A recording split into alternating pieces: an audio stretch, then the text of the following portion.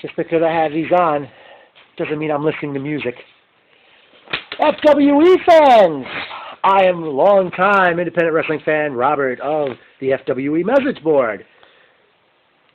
Openweight Grand Prix was a great show last night in Bay Ridge, Brooklyn, New York at St. Patrick's Gym.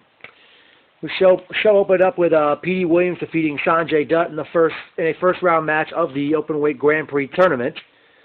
P.D. Williams teased the Canadian Destroyer about 3 times before he nailed it. In the next matchup, we saw Ivelisse Velez defeat Casey Ray and Rosita in a 3-way women's matchup. From there, AJ Pan had announced to the crowd that it was going to be a new general manager was going to be named for FWE, and it was none other than Queen of the Mountain, Karen Jarrett, who announced that the next matchup would be contested with no disqualification.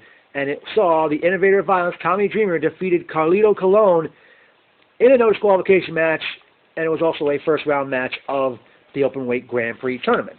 The next matchup saw Chris Modetsky defeat Wes Draven in a first-round match of the Openweight Grand Prix tournament.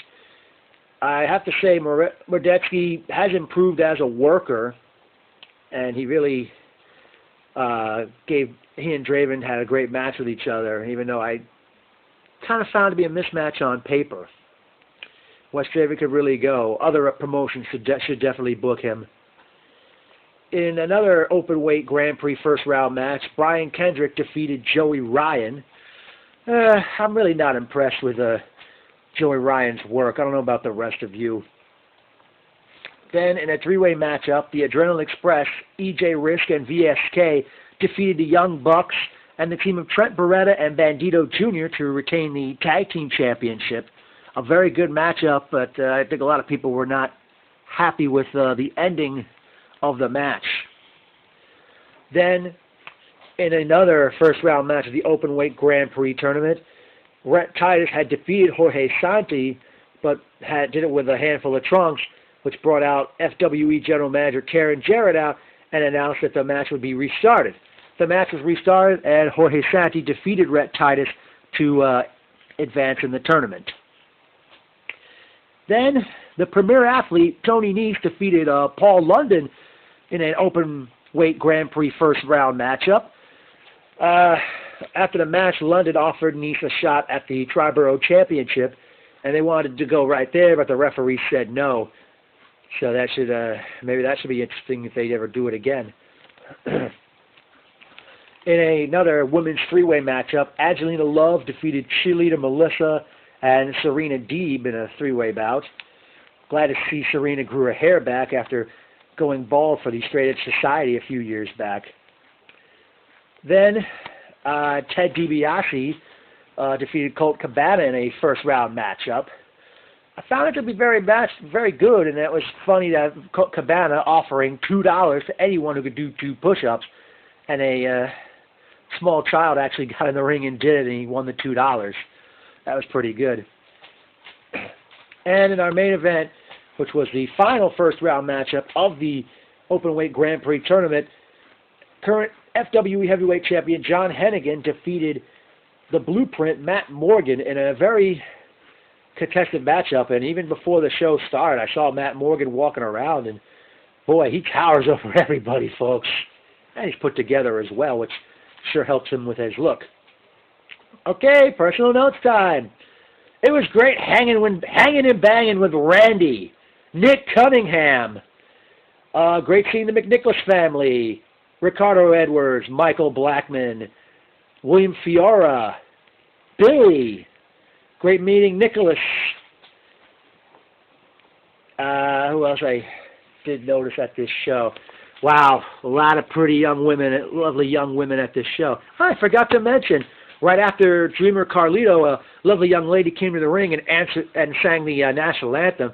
She has a powerful voice, and shame on to that one individual who dared to say "We the People" while she was singing. When someone's singing the national anthem, you keep quiet. from there, that guy that was sitting near me with the suit and tie on, I mean, I don't know, should have gotten his name. I don't know if he's on Facebook or not. I'd like to get a hold of him. I'm sure he'd like to see this. Three guys that were sitting across the train from me heading home, they said they're getting a little tired of Ring of Honor. They really liked FWE. Should have gotten that guy's name. He liked my Road Warriors t-shirt. He saw I had a Metallica in my CD player. He got off around Prospect Avenue. Let me see.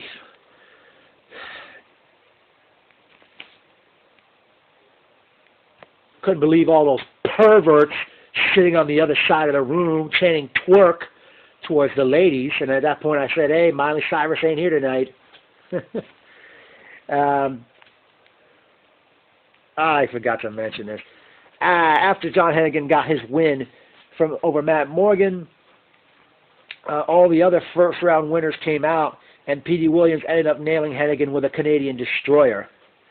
I believe they are going to face each other in the second round when FWE has their next show, whenever that's going to be.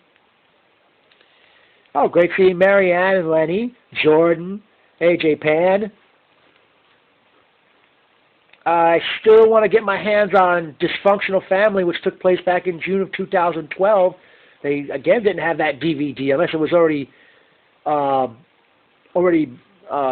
out, which featured the Paul London and Petey Williams one-on-one. Oh, boy.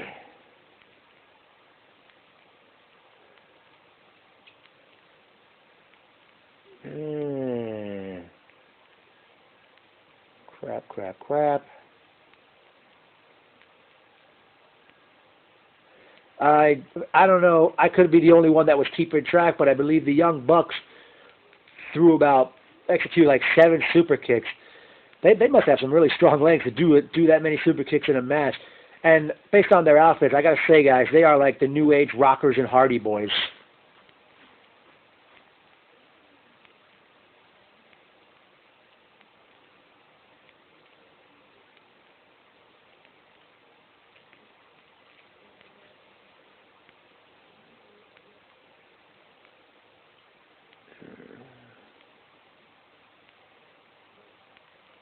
Great seeing Conrad at the door, working the door when I came in.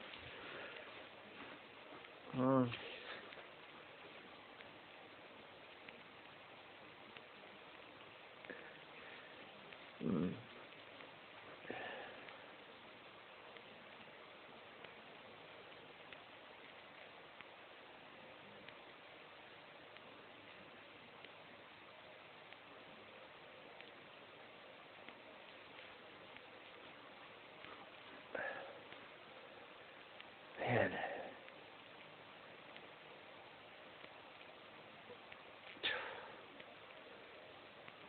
Well, I guess that's it. Can't really think of anything else to say right now, but I sure hope whether or not this was the final show for FWE this year, I certainly hope in 2014 FWE can run more shows.